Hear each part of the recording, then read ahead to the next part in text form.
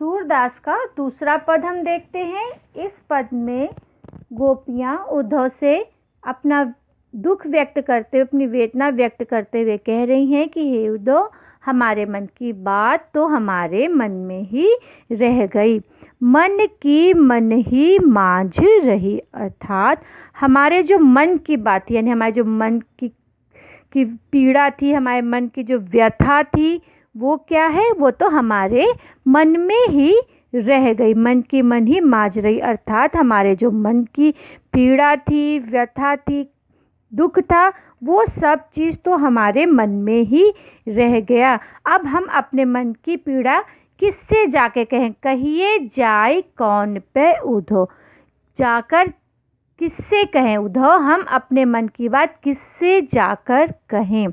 ना ही परत कही, किसी और के सामने हम अपने मन की व्यथा को नहीं व्यक्त कर सकते। हम अपने मन की बात को, अपने मन की व्यथा को तो कृष्ण के सामने ही व्यक्त कर सकते थे, पर वो तो आए नहीं, तो हम अपने मन की बात को नहीं रख पाए। इसलिए हे उद्धव, हम अपने मन की बात किससे जाकर कहें? कहना सिर्फ कृष्ण से था, पर वो आए नहीं, तो अब हम किससे अपने मन की बात जाकर कहें? अवधि आधार आस आवन की।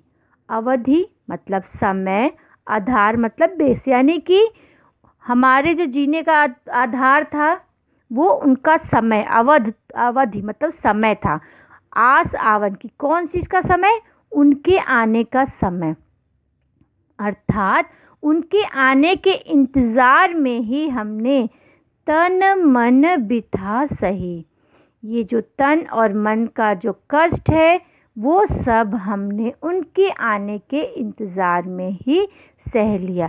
अर्थात हमें ये पता था कि वो आने वाले हैं, इसलिए हमने अभी तक जितना भी कष्ट था, शारीरिक मानसिक जितना भी कष्ट था, बिथा मतलब कष्ट, पीड़ा, ये सारी पीड़ा कष्ट को हमने इसलिए सह लिया क्योंकि हमें उम्मीद थी, आस थी, उम्मीद, आस मतलब उम्मीद थी उनके आने की, यानी कि एक समय वो आएंगे, उस समय आएंगे। ये समय को याद करके, सोच के हम अपने मन की पीड़ा को, अपने मन के कष्ट को सहते जा रहे थे। पर अब उन्होंने क्या किया? खुद तो नहीं आए, बल्कि तुमको भेज दिए।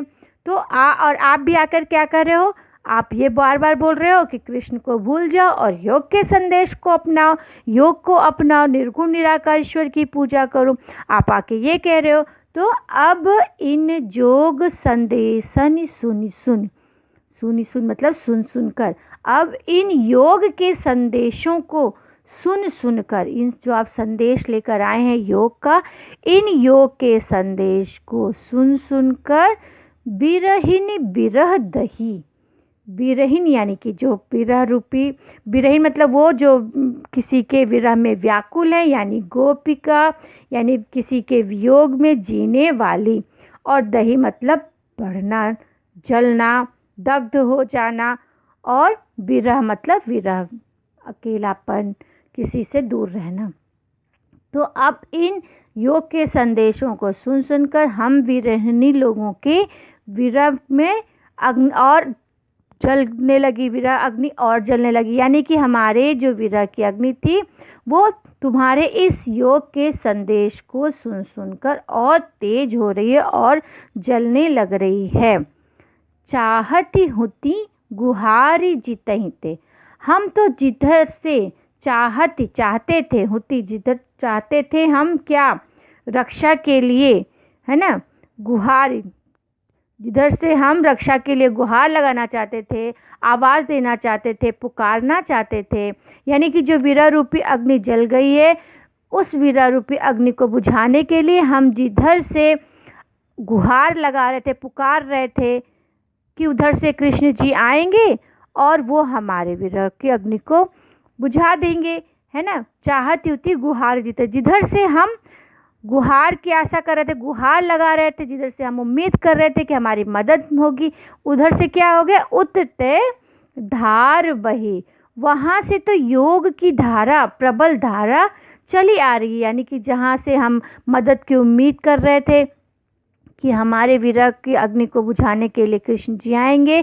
वहाँ से तो ये खुद ना के योग का संदेश उधर उन्होंने भेज दिया। उठते धार बही सूरदास अब धीर धरहि क्यों, मर ज्यादा न लही। सूरदास जी कहते हैं कि गोपियाँ अब क्या उलाहना दे रही हैं कि अब हम धीर धरे, अब हम क्यों धीर धरें, यानी धैर्य धारण क्यों करें। अब हम धैर्य क्यों धारण करें, क्योंकि जब मर्यादा न लही, जब कृष्ण ने ही अपने प्रेम की मर्यादा को नहीं रखा तो हम ही क्यों धैर्य धारण करें।